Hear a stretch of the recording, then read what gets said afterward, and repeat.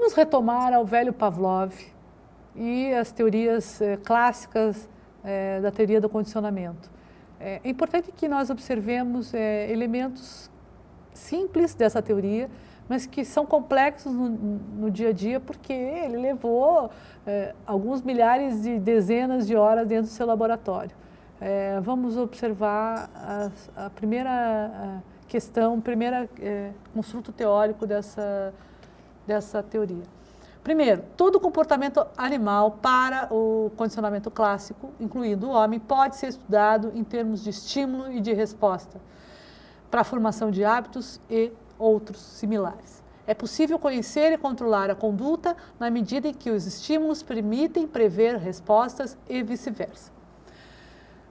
Era importante nesse início do século XX, especialmente numa sociedade que estava querendo se transformar, que estava se modernizando, as pessoas precisavam trabalhar nas fábricas, as pessoas precisavam ter uma outra postura, as pessoas precisavam aprender a comer, a se vestir, não podia existir mais escravos, não podia existir mais analfabetos, que alguns comportamentos mudassem e mudassem com urgência. No caso dessa sociedade, nós estamos falando de uma sociedade basicamente industrial, uma sociedade fabril, era preciso criar homens, criar mulheres que tivessem hábitos que pudessem ser utilizados na fábrica.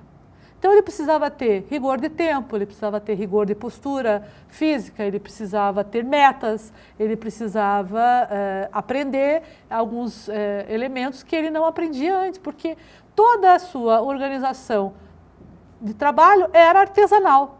Quando ele passa a ser industrial, eu tenho uma nova relação com o tempo, eu tenho uma nova relação com o espaço, eu tenho uma nova relação com a mercadoria, eu preciso aprender a consumir, eu preciso aprender a poupar, eu preciso aprender a trabalhar, eu preciso ter hora para dormir, eu preciso... Enfim, era necessário criar um rigor, um novo hábito nessa sociedade que estava se formando. Então, por isso, a da importância desse estudo do comportamento behaviorista clássico. Segundo Leyer e Mershon, referindo-se a Watson, que foi o cara que, na verdade, inventou o behaviorismo, que estudou o Pavlov, ele acreditava que a aprendizagem é um processo inconsciente, de sorte que a consciência não desempenhava nenhum papel no aperfeiçoamento do pensamento.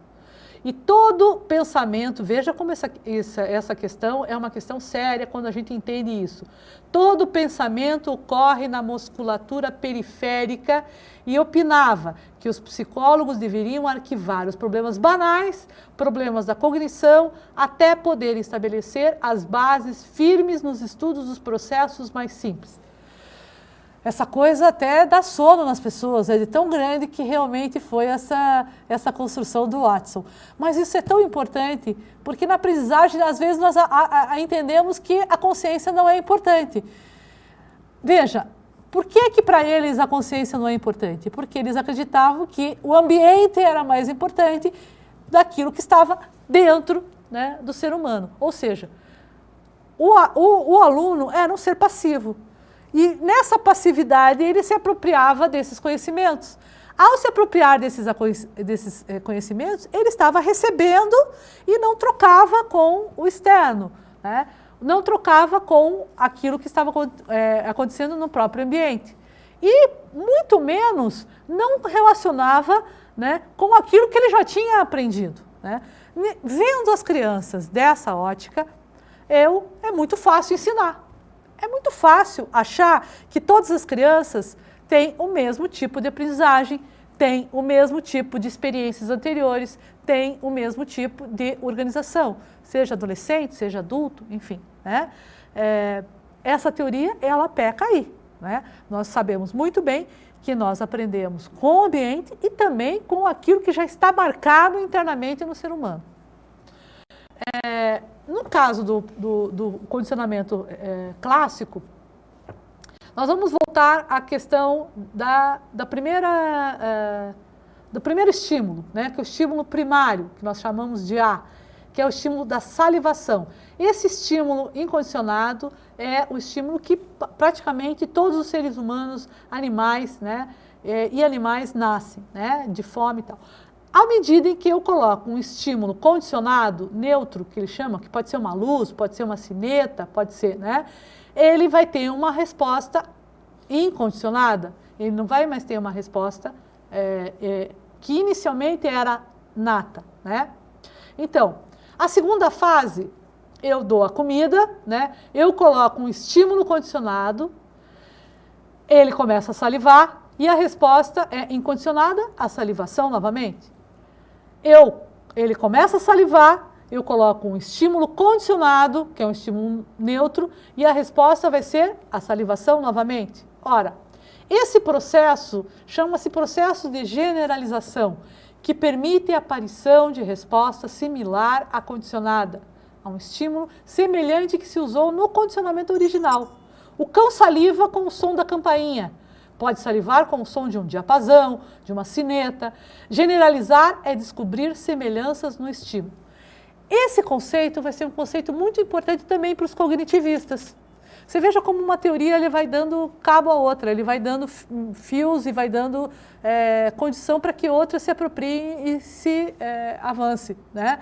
O processo de generalização para os ambientalistas é que toda vez que eu bater uma sineta, depois que eu condicionar determinados animais, ou cães, ou alunos, né, aquele determinado comportamento vai acontecer. Será que isso acontece para todos os cães mesmo? Para todos os alunos, em todas as condições, em todas as culturas? Né?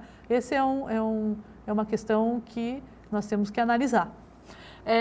O outro processo, depois da generalização, vem a discriminação. É o oposto da generalização. O organismo dá respostas a um dado estímulo, mas não a estímulos semelhantes a ele, diferenciando assim respostas a estímulos diferentes. O cão saliva com o som de uma campainha, mas não saliva com o som de um diapasão, de uma sineta. Discriminar é encontrar diferentes e está influenciado pelo grau de maturação do indivíduo não acessível a organismos imaturos. Nossa, que coisa imensa, né? Mas vamos tentar entender. No caso dos ambientalistas, é possível separar cada uma desse tipo de reforço. Então, no momento em que apresento a comida, toco a sineta, saliva. Apresento a sineta, toco a sineta, saliva. Toca um outro tipo de som, um tambor, ele não saliva. Isso chama-se discriminação, não é generalização. Também vai ser um princípio importante para os cognitivistas, por isso é importante entendê-lo aqui já na sua origem. E, finalmente, o processo de extinção, que é aonde todo ambientalista quer chegar, que é o enfraquecimento de uma resposta devido à apresentação de um estímulo condicionado, independente do estímulo incondicionado, atuando assim como supressor ou inibidor de uma resposta. Apresentando-se uma campainha, sem apresentação da carne, né, pode aguardar que a extinção ocorra após certo tempo. O que os ambientalistas quiseram com isso? Todo o fundamento, toda a justificativa para todo esse desgaste de apresenta um estímulo, uma resposta, tira o estímulo, outra resposta, né? É para mudar comportamento, é para mudar comportamentos que não são desejáveis. No fundo, para os ambientalistas, toda a aprendizagem se resume a isso, tirar comportamentos de alunos que não são necessários, que não são desejáveis nesse processo de aprendizagem, nesse processo, nessa relação professor e aluno.